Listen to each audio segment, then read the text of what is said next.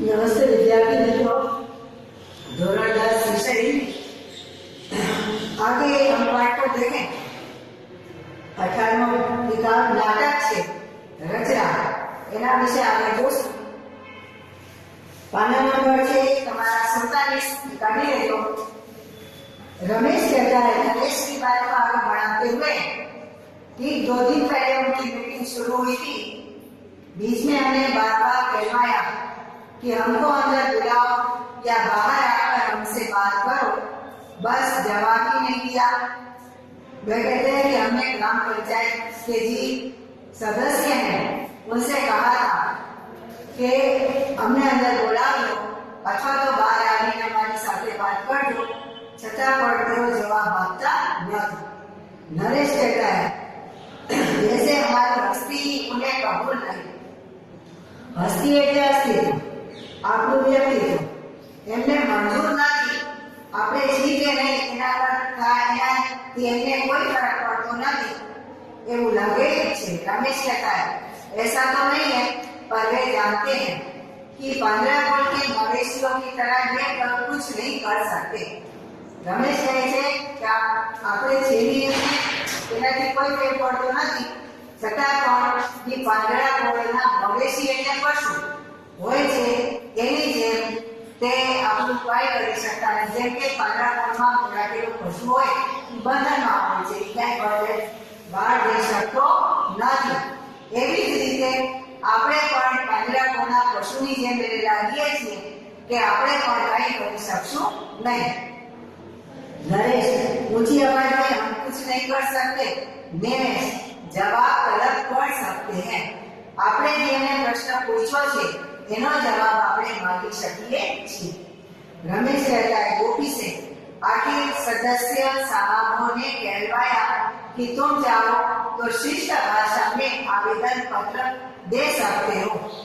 रमेश गोपी की कहे छे કે ત્યાર પછી તે બધા જે સભ્યો છે સદસ્ય છે ગ્રામ પંચાયતના તે કહે છે કે તમે સારી ભાષામાં શિષ્ટ ભાષા એટલે જે આપણે લખાણ લખીએ છીએ શિષ્ટ વ્યવસ્થિત ભાષામાં તેમાં તમે આવેદન પત્ર એટલે અરજી લખીને આપી શકો છો। गोपी बड़ी मेहरबानी की उन्होंने, पर क्या आप शिष्ट भाषा का उपयोग कर सकते सके? नरेश अविनाश कर सकता है।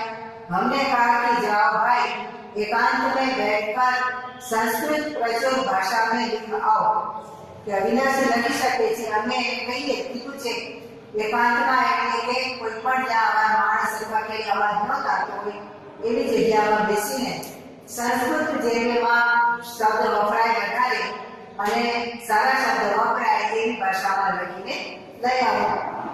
પણ બड़ी देर की रमेश शिष्ट शब्द खोज रहा होगा। गोपी कहती है आप उनकी मदद करते तो अच्छा होता।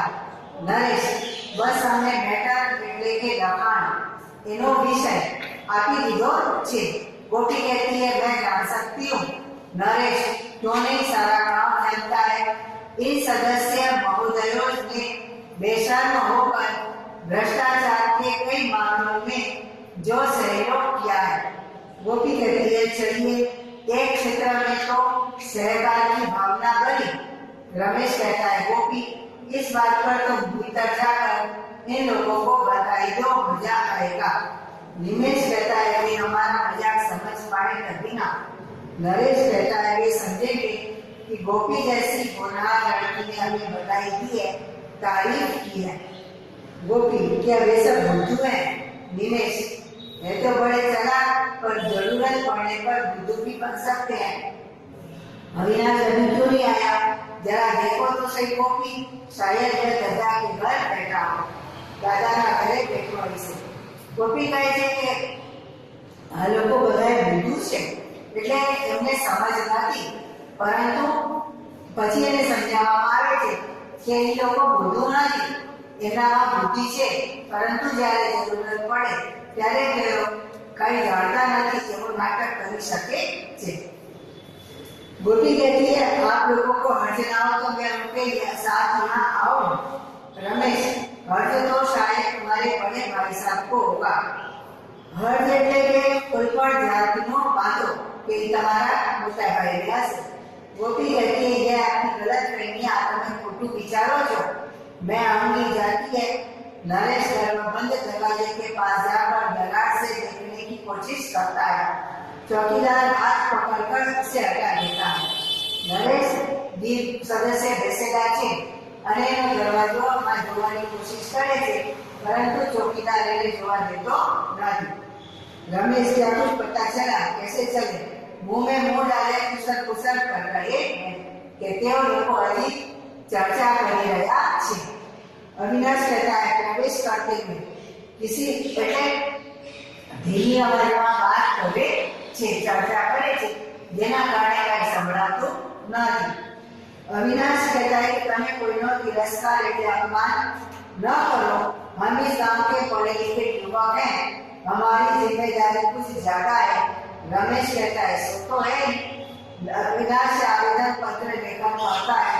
मैंने इसका लिखा अविनाश बस वही उनके सभी घोटाले पंचायत के घाटे के कारण उर्वरकों यानी खाद के विवरण का प्रश्न, गरीबों के लिए आने वाले रेशन को काला बाजार में बेचने की बात.